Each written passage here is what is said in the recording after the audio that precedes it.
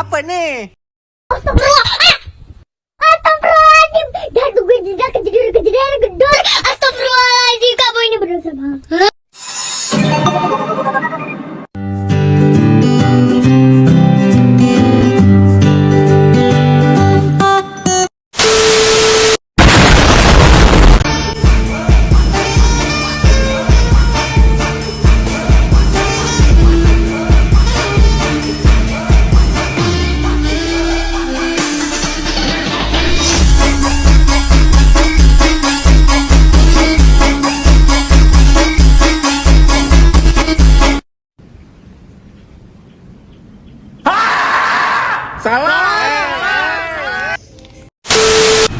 Assalamualaikum warahmatullahi wabarakatuh. Perkenalkan, nama saya Elnawati, program studi PPKN kelas 3H semester 3. Baik, saya akan menjelaskan hasil observasi yang saya lakukan di suatu sekolah terkait kurikulum yang diterapkan dan teori pembelajaran yang digunakan dalam kelas.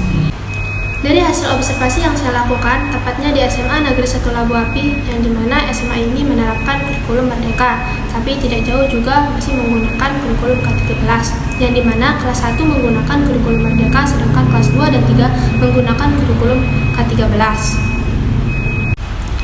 Pembelajaran kurikulum merdeka tidak lepas dari visi misi, yang dimana kurikulum merdeka mengenal arti P5. Yang pertama, proyek, penguatan, profil, pelajar Pancasila. Jadi P5 ini tidak memiliki kaitan sama sekali dengan mata pelajaran dalam kelas. Mereka lebih suka membuat atau melakukan proyek. Dalam 1 tahun, sekolah itu wajib menyelesaikan 3 proyek. Dalam 3 tahun, sekolah itu menyelesaikan 7 proyek sesuai dengan tema yang sudah ditentukan oleh sekolah. Jadi ada 3 tema yang sudah ditentukan oleh sekolah. Yang pertama, suara demokrasi. Yang kedua, kewirausahaan dan wira swasta. Yang ketiga, gaya hidup yang berkelanjutan.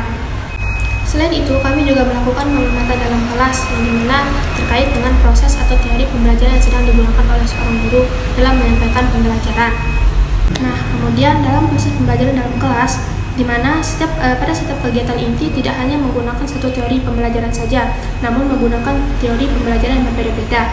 Dimulai dari guru menjelaskan materi secara lisan menggunakan metode ceramah, dan diakhiri dengan guru menawarkan pertanyaan pada siswa untuk bertanya. Nah, pada tahap ini guru mengaplikasikan teori disiplin mental.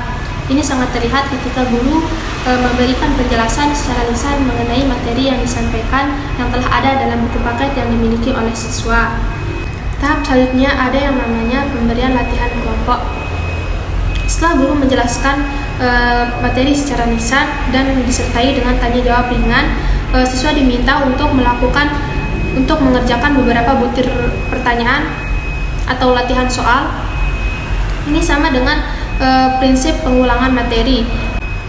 Perbedaannya, pada sebelumnya menggunakan penjelasan guru secara lisan, sedangkan pada tahap ini siswa mendalami materi menggunakan latihan soal kelompok, yang dimana guru tidak membatasi siswa untuk menjawab sesuai dengan penjelasan guru, melainkan siswa dapat mengambil contoh melalui buku, pengalaman, atau pengetahuan siswa. Ini artinya, selain diterapkan teori disiplin mental, juga diterapkan teori pembelajaran konstruktivistik dalam proses pembelajaran yang berlangsung. Pada tahap ini, proses pembelajaran sesuai dengan teori pembelajaran konstruktivisme John Beckett.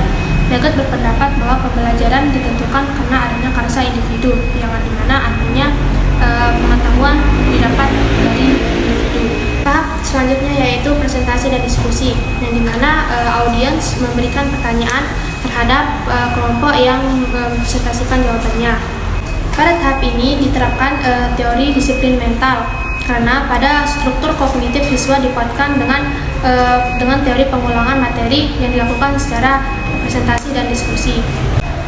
Jadi dapat disimpulkan bahwa pada setiap kegiatan inti, proses pembelajaran tidak hanya menerapkan satu teori pembelajaran saja, namun juga menggunakan beberapa teori pembelajaran. Seperti yang saya sudah jelaskan, di dalam satu kelas, proses pembelajaran menggunakan teori disiplin mental dan juga menggunakan teori pembelajaran konstruktivisme.